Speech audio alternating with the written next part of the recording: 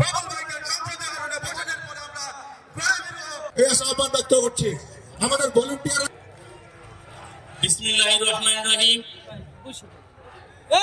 জাতীয়তাবাদী কৃষক দল ঢাকা মহানগর কৃষক দলের এক আসনে বড় মানুষের নেতা জননেতা জাতীয়তাবাদী কৃষক দল ঘটিয়েছিল সেই কৃষি বিপ্লবের অংশ হিসেবে সারা বাংলা ইঞ্জিনিয়ার জাহাঙ্গীর হোসেন ইয়াদকে সংক্ষিপ্ত বক্তব্য রাখার জন্য আহ্বান জানাচ্ছি।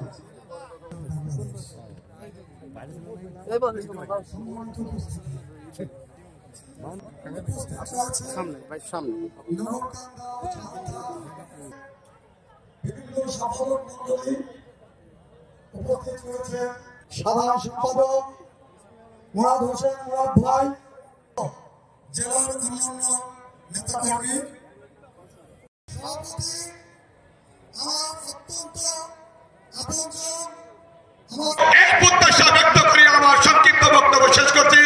আল্লাহ হাফেজ। বাংলাদেশ।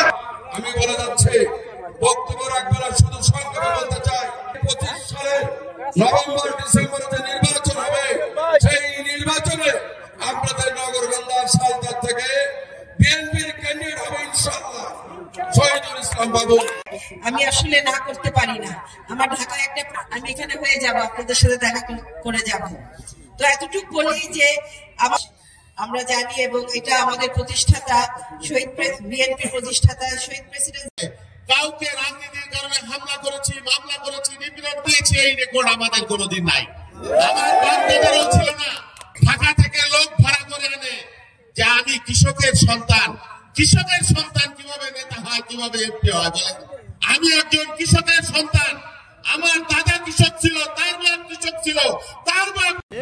আমাদের কোন সংগঠন নাই, আমাদের কোন ট্রেড ইউনিয়ন নাই, আমাদের কোন সমবায় সমিতি নাই, আমাদের উৎপাদিত পণ্যের মূল্য না পাইলে আমরা ধর্মঘট করতে পারি না। আমাদের কৃষি উৎপাদনের সামগ্রীর দাম বাড়লে আমরা ধর্মঘট করতে পারি না। এখনো খবরের কাগজে দেখলাম যে শীতকালীন সবজি, ফুলকপি, নানান ধরনের সবজি, লাউ মানুষ কেটে কেটে গরুকে খাওয়াচ্ছে, ফসলের সারের জন্য কেটে খাচ্ছে, বিক্রি করতে পারে না। 3 টাকা 2 টাকা দাম। বাংলাদেশের কৃষক কোন এক বছর যদি অতিবৃষ্টির কারণে, অনাবৃষ্টির কারণে, প্রাকৃতিক কারণে বা বীজের কারণে ফসল নষ্ট হয়ে যায়, তাহলে আমরা যেমন জীবন বীমা করি, কৃষি বীমার ব্যবস্থা আমরা করব, কৃষকের ক্ষতিপূরণ সেই ব্যবস্থা আমরা করব। এটা আমাদের অঙ্গীকার। এই অঙ্গীকার দিয়ে তারেক রহমান আমাদেরকে আপনাদের কাছে পাঠিয়েছেন।